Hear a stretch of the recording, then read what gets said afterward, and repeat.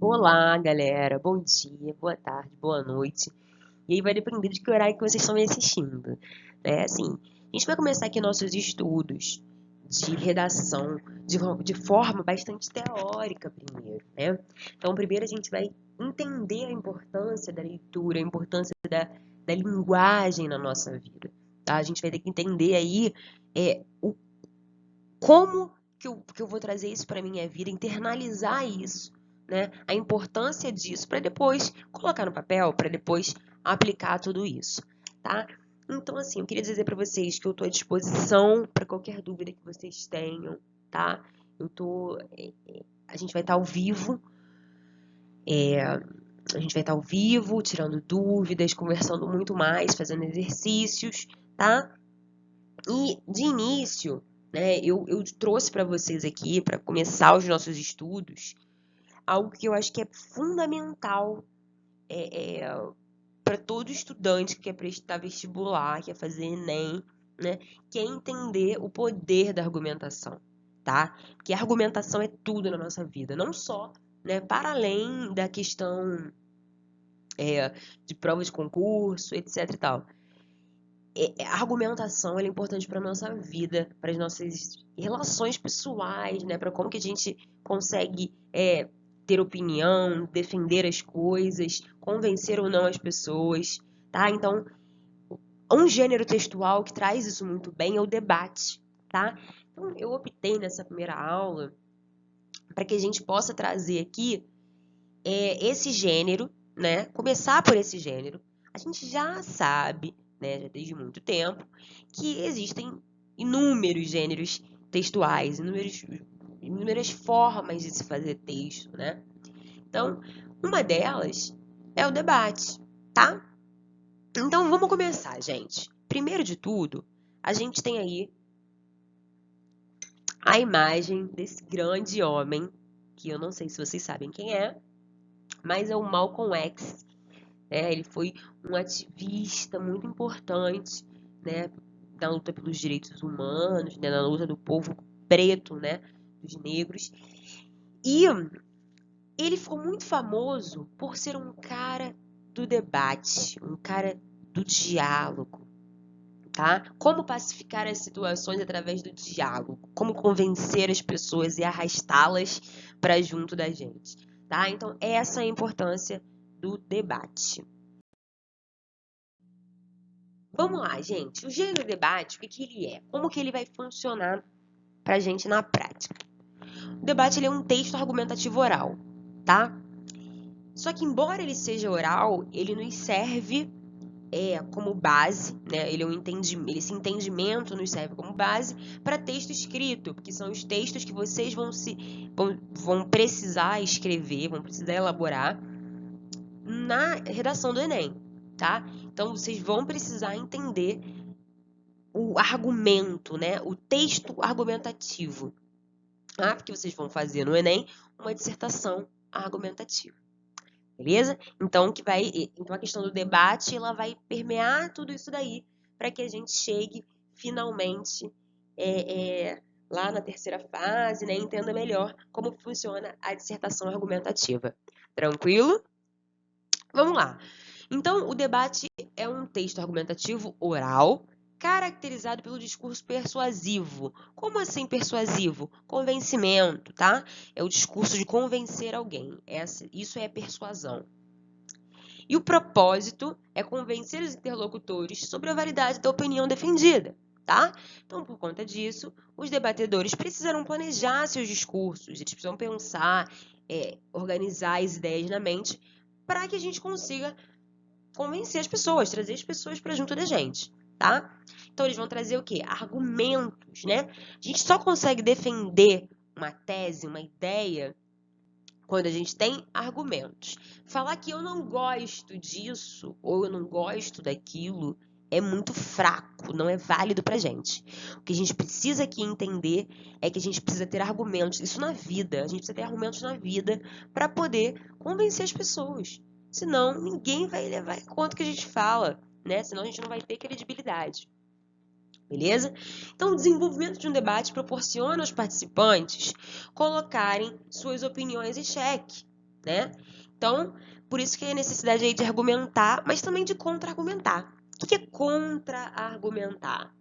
Gente, eu dou um argumento. A pessoa vem e debate o que eu falo. Então, eu vou lá e eu contra-argumento. Entendeu?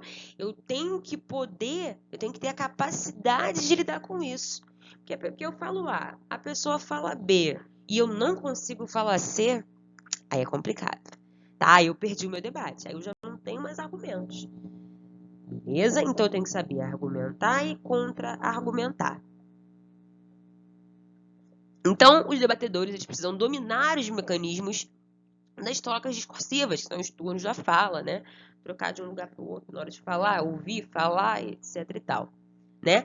Além de se apropriar das informações sobre o assunto para selecionar o tipo de argumento mais apropriado ao percurso argumentativo. Beleza? Os debates mais elaborados e formais, eles podem ser trazidos para a gente aqui pela televisão, pelos rádios, pela internet, ao vivo, né? A gente tem os debates aí presidenciais, né? Que é aquela confusão toda, o pessoal tentando debater, até chegar a um denominador comum, até conseguir... Mentira, denominador comum nunca que vão chegar, né? Mas tentando chegar numa ideia fechada, né? Para que consigam convencer cada vez mais pessoas e serem votados. Tá certo? Então, os políticos, as emissoras e tudo mais, elas vão organizar aí esses debates dos políticos para que os candidatos possam emitir o que pensam, né? Poder levar isso para as pessoas conhecerem ali quais são os argumentos deles e para eles entenderem, para que a gente entenda se é válido ou não votar neles, tá? Gente, eu trouxe aqui para vocês um jornal sobre debate, tá? O JC Debate ele vai discutir os transtornos que a luta para se enquadrar em padrões estéticos e reais impostos pela mídia e pela sociedade causam na vida da mulher, tá? Então, depois aqui vocês podem acessar, né, ver o link direitinho, acessar e assistir, porque é um exemplo muito interessante de como se debater, de como trazer isso daí para nossa vida, para o nosso cotidiano. Vamos lá.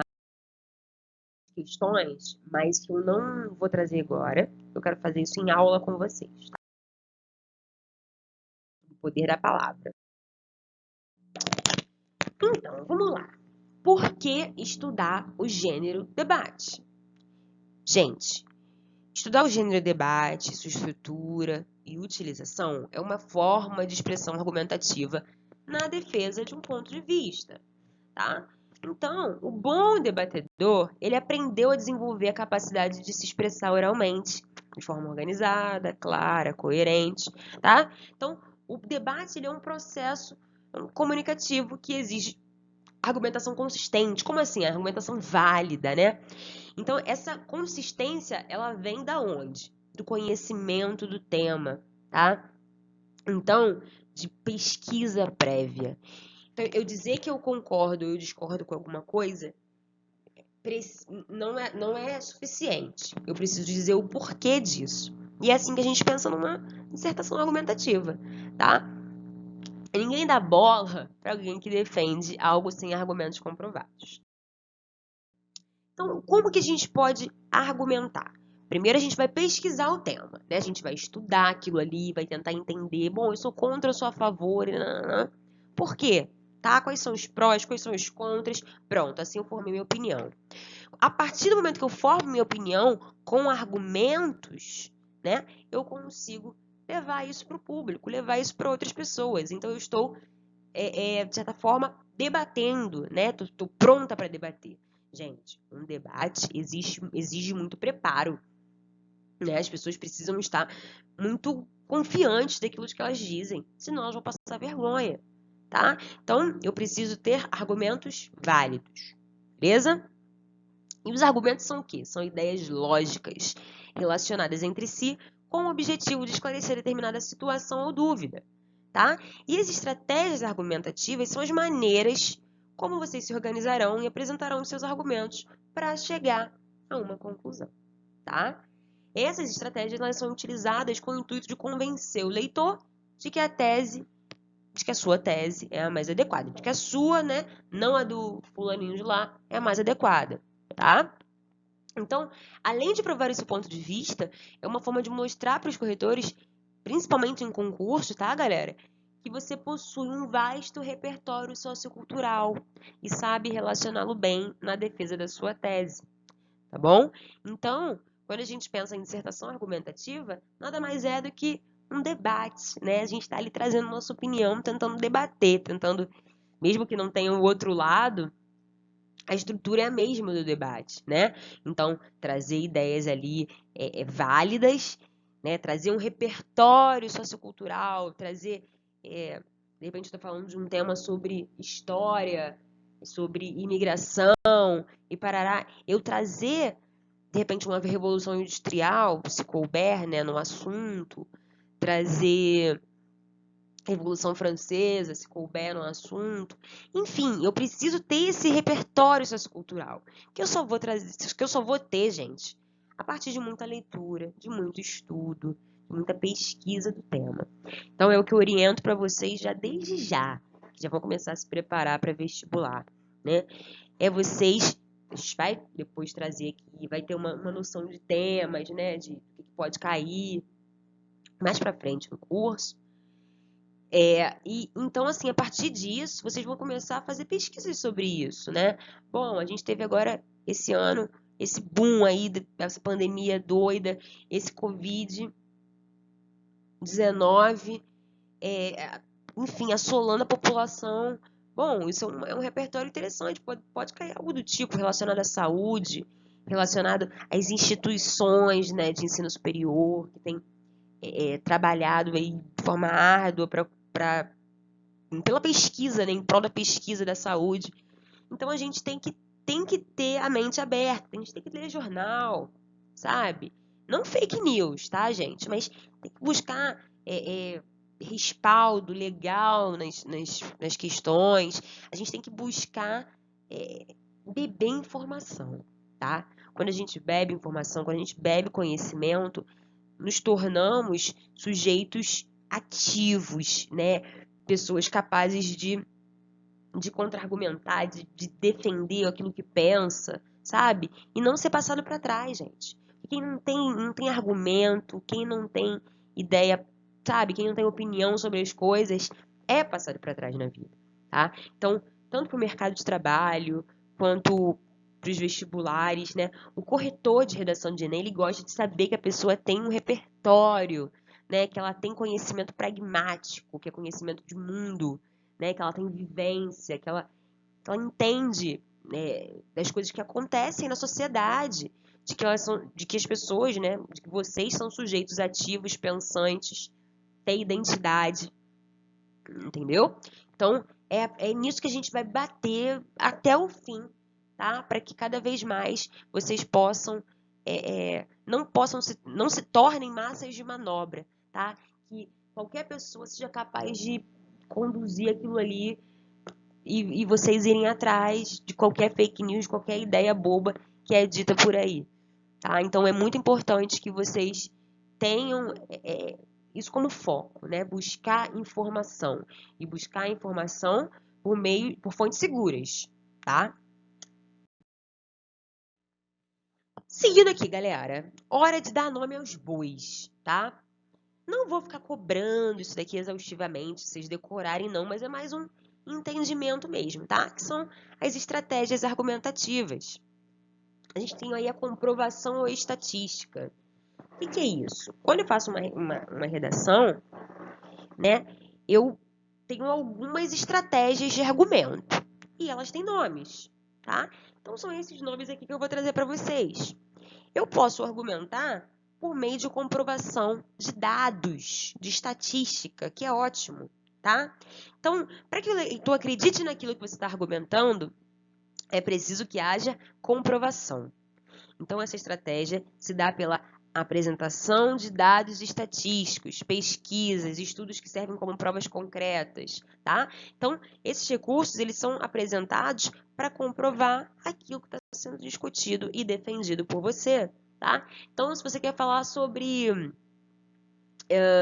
algum índice específico, né, sobre mortalidade, natalidade, traz aí o IBGE, traz aí censo, tá? Então, é importante você ter esses dados para trazer, tá? Mas os dados, isso aqui tem que tomar muito cuidado, porque esses dados, eles precisam ser verídicos, né? Eu não posso inventar qualquer dado e trazer, não. Senão eu estou sendo falaciosa. Beleza? Outra maneira da gente argumentar é através da exemplificação. Então, quando a gente fala em usar exemplificação, a gente não está se referindo ao caso que aconteceu com seu tio ontem, por exemplo. Tá? Então, eu não estou falando aqui, aquilo que aconteceu ali lá em casa, meu vizinho me disse. Não, esquece isso, tá? Eu preciso trazer exemplos noticiados e conhecidos para comprovar o argumento.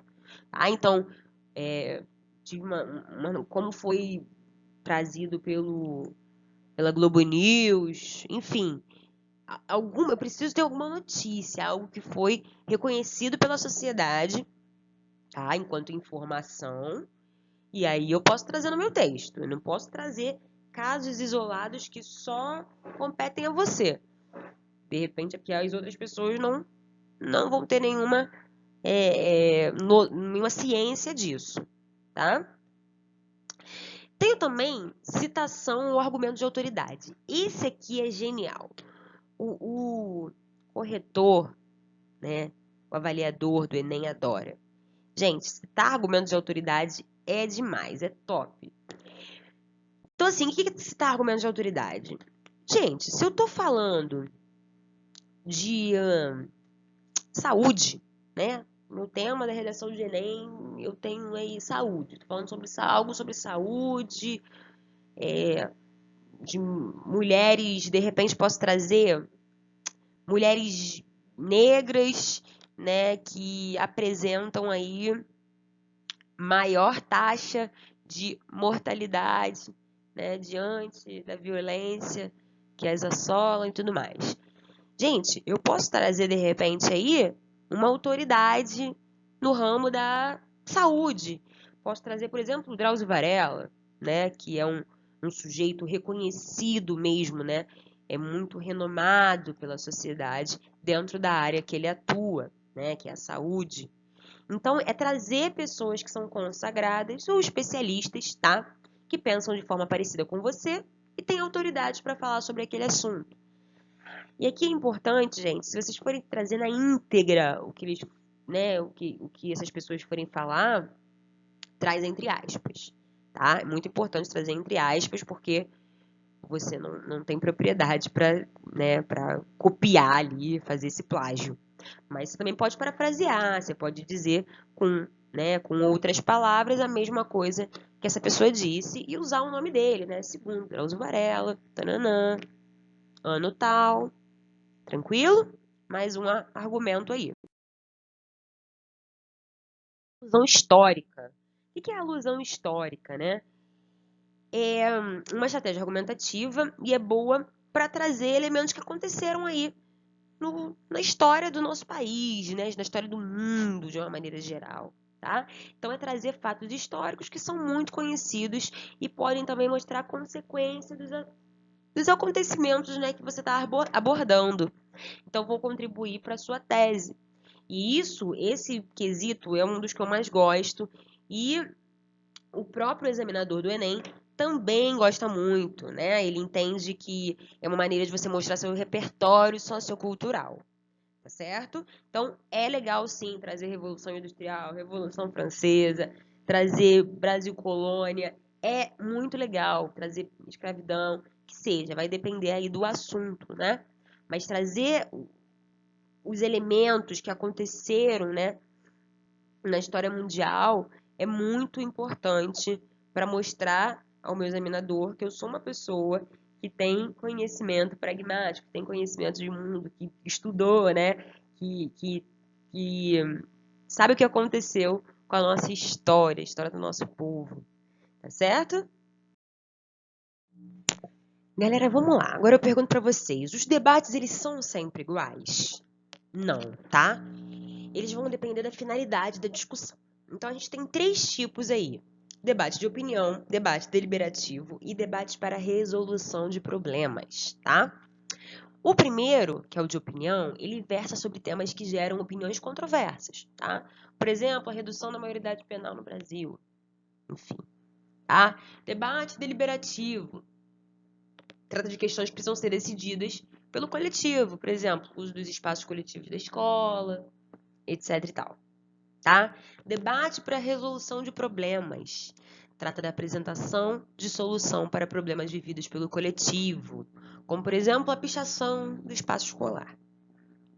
Bom, então a gente tem aí o Luther King, né, um líder do movimento dos direitos civis dos Estados Unidos, tá? Em 55. Também foi um grande debatedor, né, uma grande figura para o nosso movimento, tá? Aqui eu trouxe para vocês mediador, debatedores e plateia, né? Então a gente tem aqui um debate presidencial dos Estados Unidos, né, em Mississippi, em 2018, com a presença do nosso querido Barack Obama, tá? Então a gente tem aqui uma exemplificação, né, de mediador, que é a pessoa que fica ali, né, mediando entre os outros 2 ou 3 ou 4, fica mediando a discussão, para que a coisa não vire aquela bagunça também, né? Em alguns casos pode ser que tenha plateia, nem sempre é necessário, mas mediador e debatedores é sempre importante, tá? Gente, o que faz um mediador, né? Esse moderador do debate? Eu mando nesse circo. Aí a gente tem aí o Bonner, né? Pedindo o silêncio o tempo todo da plateia aí em 2014, né? Nesse debate aí do Aécio e da Dilma, tá bom? Então ele ficou aí nessa berlinda. Então, o moderador do debate ele é essa figura importante, né? Que vai ficar mediando, que vai ficar ali passando a palavra para um, para outro, tá? Então, ele vai apresentar, vai definir as normas, vai trazer a conclusão do debate, né? Para deixar tudo bem delimitado para que não vire uma confusão, para que não vire esse circo que foi em 2014, tá? Então, é muito importante que o moderador ele seja muito bem preparado, né? Ele esteja muito bem firme, né? Traga as ideias muito claras, as normas, e tem que ter essas características para que a coisa flua da melhor maneira possível, tá bom?